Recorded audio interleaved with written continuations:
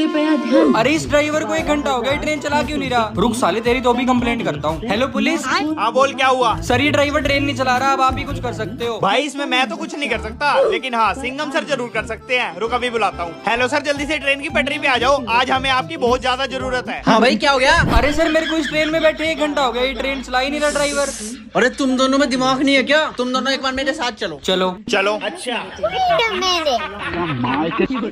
ये देखो, जब ट्रेन में इंजन ही नहीं लगा हुआ है तो ट्रेन चलेगी कहाँ से? तो सर फिर अब कुछ तो इलाज होगा इस ट्रेन को चलाने का। हाँ एक इलाज है, जैसे ही लोग नीचे सब्सक्राइब का बटन दबाएंगे ये ट्रेन बिना इंजन के चल पड़ेगी। विश्वास नहीं होता तो दबा के देख।